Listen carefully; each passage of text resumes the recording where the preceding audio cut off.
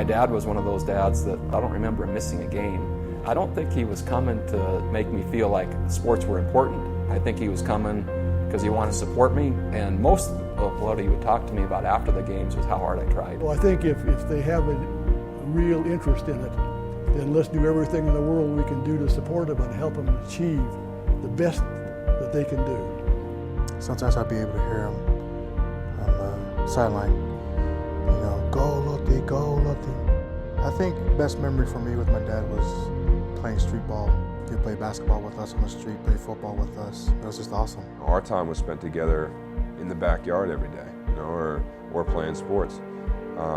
My dad coached every single one of us until we were in high school. My father and I bonded by boxing.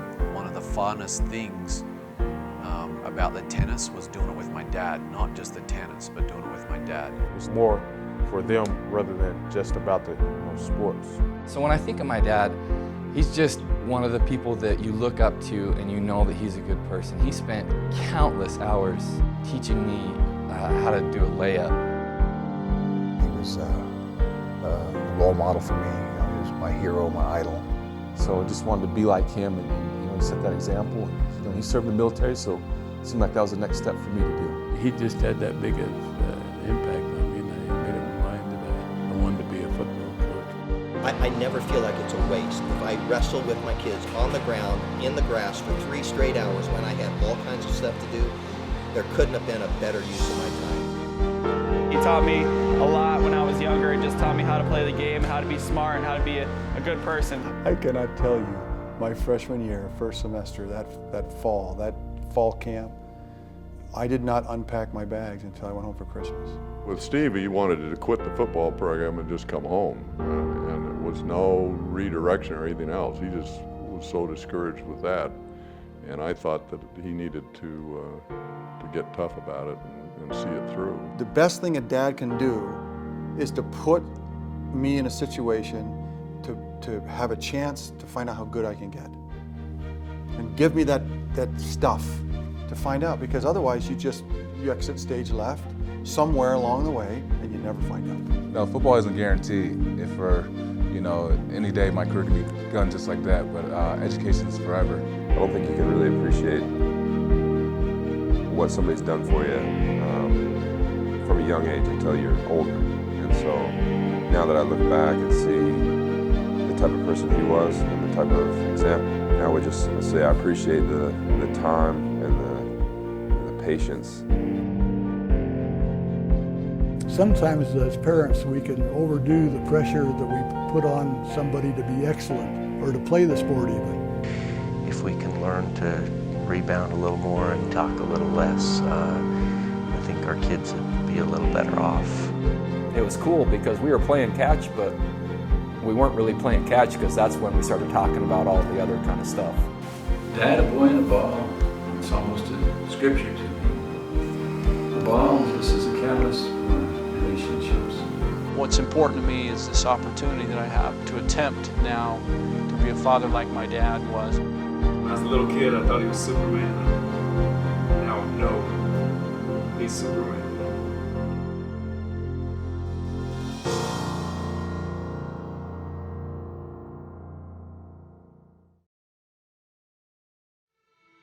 I love people that get involved in coaching little league sports and whatever else. It's done with an idea of having fun and enjoying it and enjoying the competitiveness and the competition of competing against each other or whatever. But it's not life and death, and approach it from that standpoint, because there's a lot of good people out there that are putting a lot of dads and they're putting in, you know, a lot of time to help people. That's been a big help to a lot of people, but I think when you get in these guys they're just overboard on it, then I think it can be more harm than it's good. I can whistle from the top of that stadium at a game and you'll hear it on the field. His whistle is really distinctive. In the middle of a game, even with at Oregon State, I swear I could pick out his whistle if I'd made a play, but that whistle was like approval. The rest of the crowd could have been booing, and if I heard that whistle, it was like, man, I did something good, and it was reassuring. My dad has tried really hard to, in his own way, growing up, to make sure I knew he loved me. And yeah, a whistle to some might mean come. A whistle to me meant he loved me and he was pulling for me.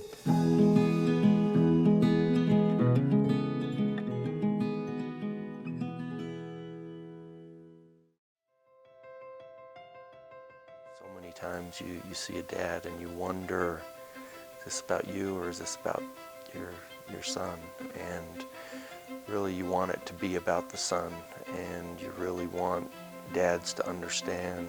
You know, I look at dads sometimes, and you know, there are dads that only show up to a game once in a while, and yet they want to be right in there and tell them exactly how to do everything. And it's about time, and if you're willing to give time and spend time and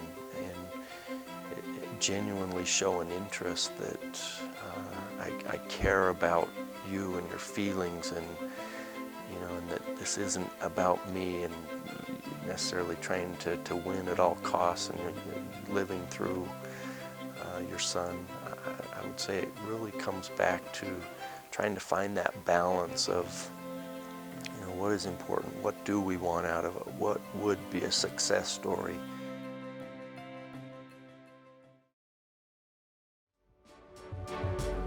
I think the thing that I've learned most is quantity does matter. A lot of times we're faced with these decisions, or we allow, as parents, these decisions that are either or. I can go to the game and text, and take phone calls and work and be at the game, and that's kind of the beauty of and. What I would say is this idea of quantity, meaning that if you're going to be at the game, be at the game, and the car is where the cell phone stays, and this idea of and means love and support. Don't do business and watch the game, because you're really sending a message to your son or daughter that they're one of the things you're doing, but they're not the thing. And at some point, what my dad showed me in this idea of quantity matters, you could choose quality or quantity. I think it's and. You want quality and quantity. You know, growing up in my house was quite an experience, because I was the youngest of 4 boys. I wasn't as fast.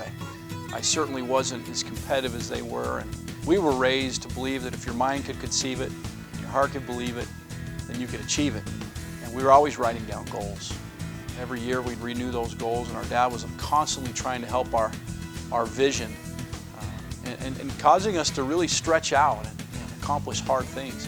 I look back at those years and what that really meant to get your heart to believe in it, and the only way to get your heart to believe it is to do it, to truly get down, get your fingernails dirty, get your feet wet, and really, really try it. And our dad taught us to get out there and do the work that was necessary to get your heart to believe it. And in almost every occasion, when we did the work and we'd written the goal down, we accomplished those tasks. And I'm grateful for a good father, and I'm grateful for older brothers that taught me that lesson. As my success started ramping up, to see the opportunities come, and for my brothers to be relishing in that moment with me, was quite an experience and quite a time. If there was one principle that I learned from my dad that I want to teach my children, is that you try as hard as you can and always believe.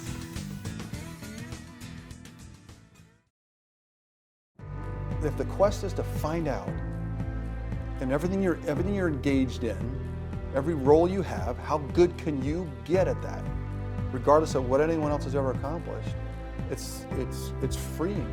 It was suddenly I could follow Joe Montana. In fact, people will say, "Oh, someone will come up to me even today, you know, say, you're the best. I liked you better than Montana." And it's like, it means nothing to me. It's people could say, "Oh, you're horrible versus Joe Montana." It's like white noise, chit chat. You know, it's like because it was so meaningless to me. What was meaningful is that I could find out how good I could be. I could find my teammates and everyone else. I had this platform, And so now I tell people looking for jobs or what to do in their life, find a platform that allows you to figure out how good you can be. Find that spot, find that job, find anyone that will allow you to see how good you are. If I failed at it, I want to know, you know what I mean? And then we'd figure out whatever that new role I had. Because I use the same kind of mentality as husband, as son, as father, as son, as those fundamental roles. And then also in business, as in leadership. It's like, look, you know, how good can I be?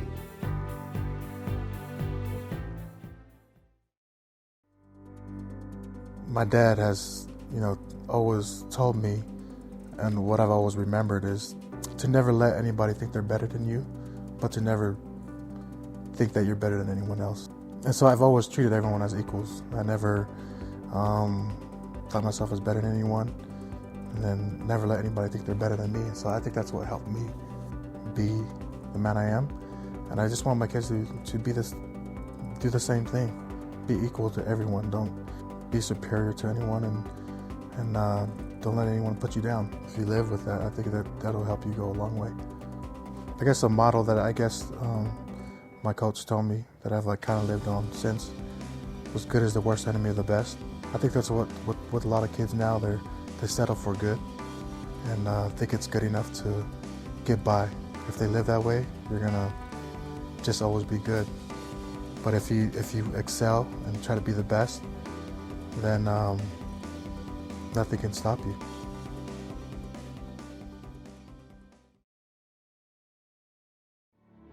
Set out to do something, put the flag on Everest, and then you do it, and there's a moment where you take a picture and it's really amazing. But I can tell people that you do not have to put a flag on top of Everest to be great. You don't. If you're if you're 100 feet from Everest, go put the flag in. If you're at base camp, go do it. But I think it's really important that I found out soon after that I had to go back to work. People, it was 1995 when people were booing me wanting Elvis Gerbeck to play, and what do you mean? I just went to Everest, So you really need to have a journey in mind for yourself.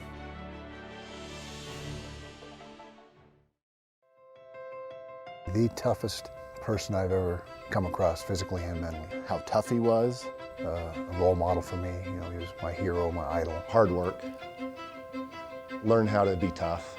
Always being around. Well liked, but at the same time, a little bit feared. Continue to fight and to grind and to never give up. And the exterior gruff side that people saw, and a very tender interior side, especially with his grandchildren. The perspective he gave me on family. He would always want us around the football office as much as we could be, encourage us to be there. He was very consistent, and that's another thing that I admired about him, is he was, you knew what to expect, and he was a guy that, he believed in what he believed in, and didn't deviate from that. So I remember spending a lot of time with my dad in spite of how busy that career is. And I'd be surprised. I'd look up into the stands sometimes in my own games, knowing that there's no way he's going to be there, and there he was. Hard work and toughness, I think that all of us, including my dad, played this game not based as much on talent and athletic ability as on persistence and toughness, and that's what I want to pass on.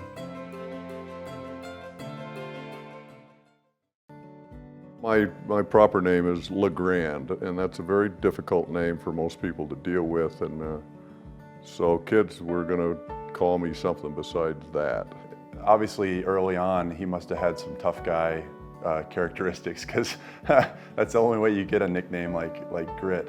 There's a relentlessness to it. There's a stick-to-itiveness, a resolve, but there's a purpose. He's not just spinning the wheels just to spin them. I mean, there's a purpose in it. And so a grit is a resolve with a real higher purpose. Looking back at Steve's name, we should have given him a nickname like Grit, and it would have really helped to have him be Bruiser or some who knows what. I've always loved that nickname. I always wished that was my nickname, I could have been something with that nickname,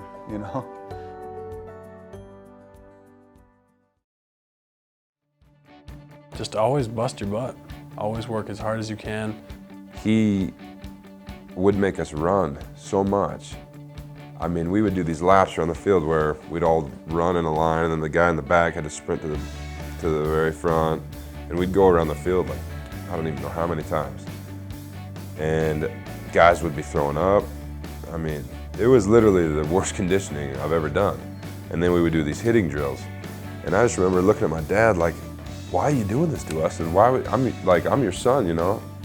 But he treated me the same as he treated all the other kids. He wanted me to learn those lessons. And he was aggressive about it. It wasn't just, you know, it wasn't just for the sake of the drill. It was, you know, I would get yelled at worse than anybody else. And he was hard on me. He was always telling you that you can do it, and no matter what, you know, whatever the end result is, as long as you give it your all, that's all that's needed. And I remember learning from that experience, this is what it means to be a man. You know, when it's time to work, you gotta work, and don't get your feelings hurt about it. You know, and then when we go home, it's, you know, that's different.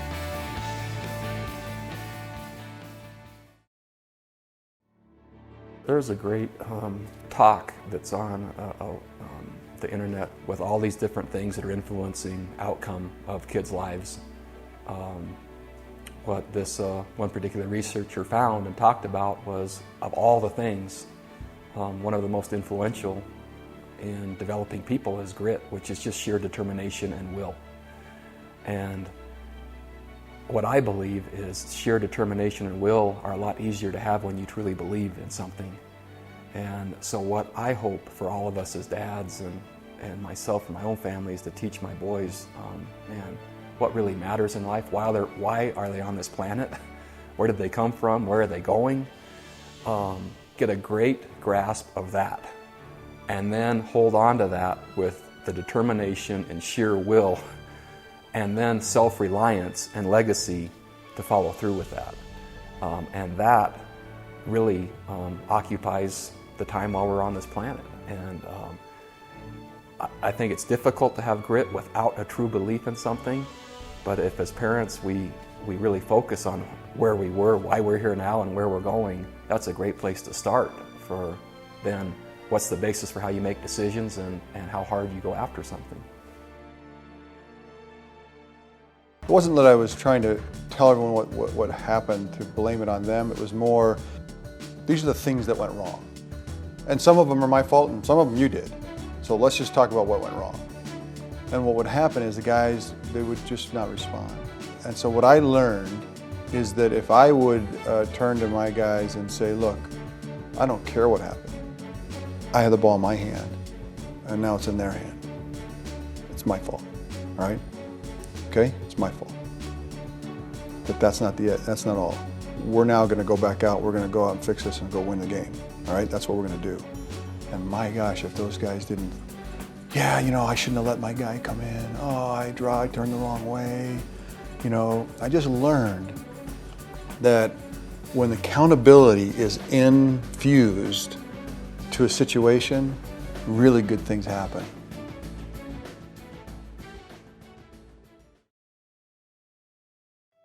My dad worked me hard growing up, but I think he knew that I was going to need to learn the value of work.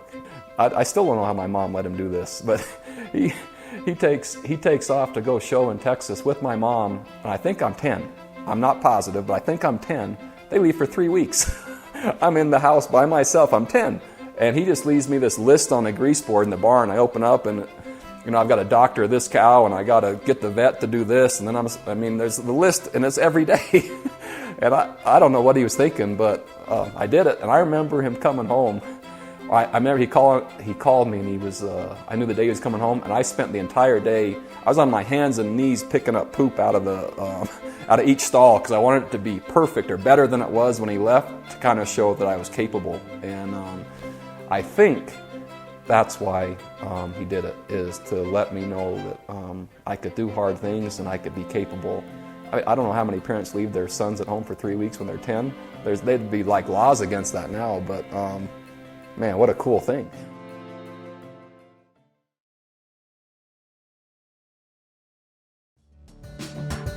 you play sports, give it everything you got. Treat your coaches and your teammates with absolute respect. Love them, and find the best in your coaches and in your teammates. And learn to love them. As you play with all the heart and soul that you have. When you compete, be a lady, be a gentleman, have absolute class. Don't be cocky and don't rub anything in anyone's face, but give it your best. You respect the game, whatever game you're playing, you respect the game by playing your best. So give it your best. Try your hardest. And when you fail, and you'll fail, you'll make mistakes, you'll even lose games, and your heart will break. That's okay. Just keep on trying and keep on doing the thing.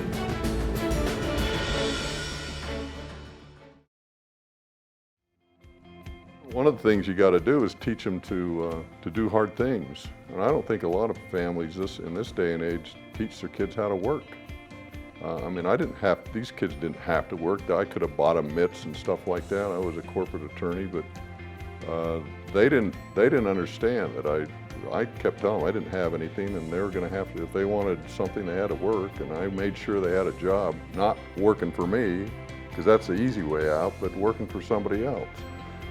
And you know, when they're under 16, sometimes it's hard, but all my children had the paper out. We got a paper out when Steve first got back there, and we had that paper out to teach them they had to go out and deliver, whether it was rain or shine. They had to go out and collect. They hated to collect. I just made sure that they worked.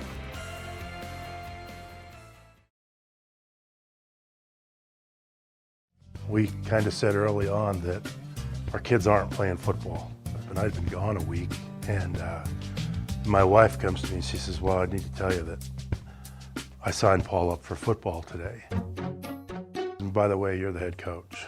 And I'm like, are you kidding me? My dad coached every single one of us until we were in high school. To be honest, I think he was rougher on his boys than he was on the team. He would make us run so much. Guys would be throwing up.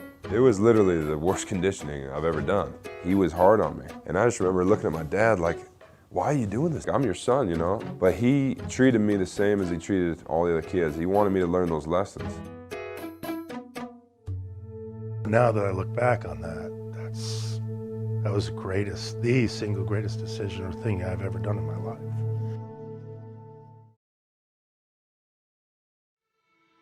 I think that there was just a feeling on the part of the players that, you know,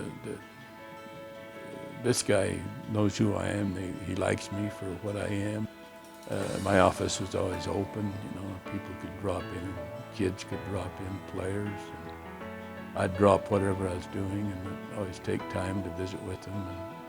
And I'd have a lot of personal interviews with players. I'd try to interview everybody at least twice a year. And a lot of it rarely ever talked about football. Just talked about other things, and then if it became necessary when I had to talk about, you know, football or whatever that come up, then I'd do that. And I've just basically been that way with people, period, other than the fact that just trying to treat them the way I'd like to be treated, I guess.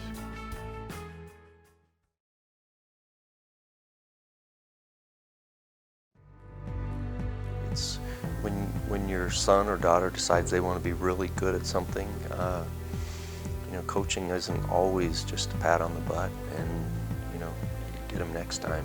There's a time and a place when,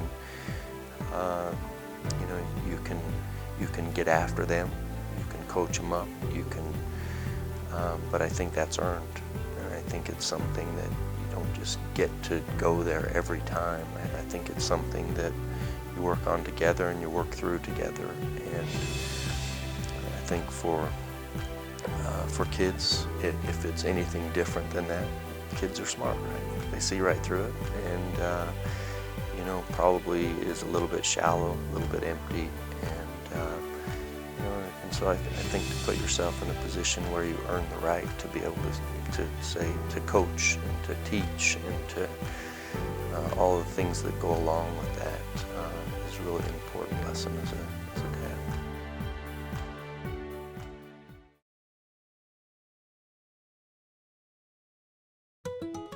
to push your kid to be a good kid, show your kid the way. You know, not even just show them the way. Show them the way and let them find the way. Let them fall, but pick them up and brush them off and show them that they can keep going back to it. You know, when you're pushing them in sports, push them hard in sports. Don't push them to get to the pros, but teach them the journey. You know, teach them the journey. Teach them that waking up at 6 in the morning is something that you have to do.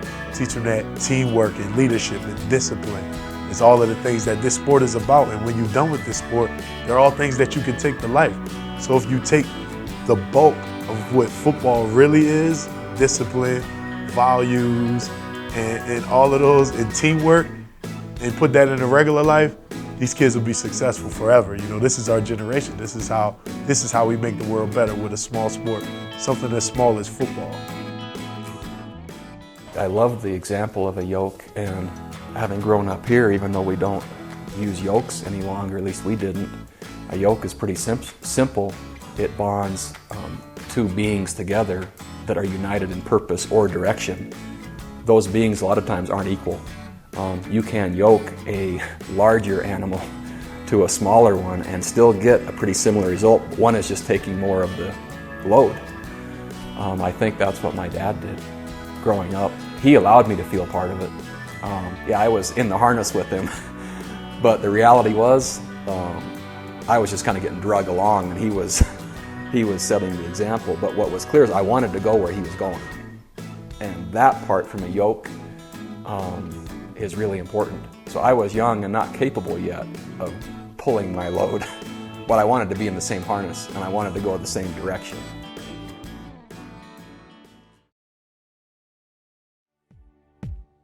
I'm not a doctor, but we can go into the physiological piece of it. But I mean, if a dad and a son want to become great, you know, Halo champions, you know, and are working and beating a group in Japan, that's great for them. That's the bonding part of it.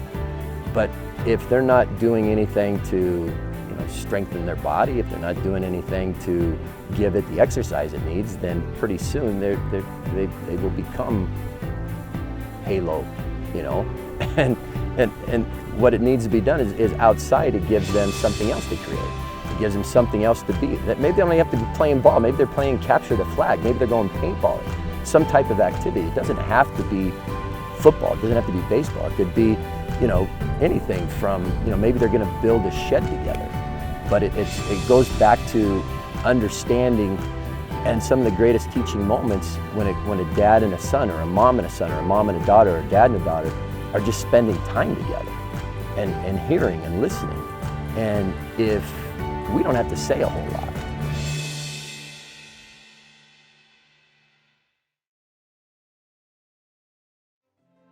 My father's dream became my dream, which was to be the heavyweight champion of the world.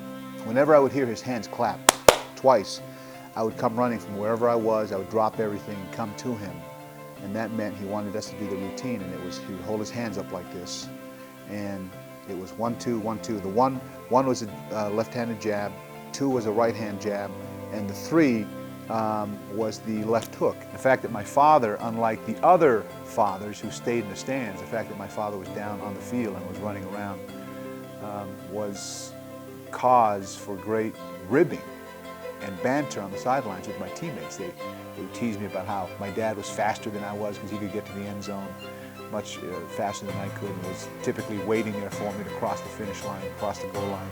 So it was rather odd that he was there, but at the same time I felt proud that my father was so proud of what I was doing. You know, a lot of fathers and their sons like to go fishing to bond. Some who shoot baskets in the backyard to bond.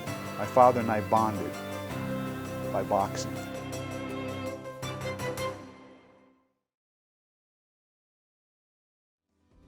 I had the chance to work side by side with my dad and lived an adventure every day out here. I was driving in the 5th grade where I could choose between hitting the gas or seeing where I was going.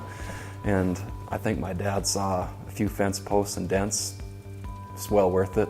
He taught me to be capable, but we spent more time together. I never really had an interest to like be with friends because my friends were always coming here because there was an adventure. So I was getting bit and kicked and stomped on by horses and driving trucks and hauling hay and irrigating, and I think my dad just laughing at me the whole time as I sorted out all these different things, but I was also learning that I was capable, and mistakes happened and you learn from them.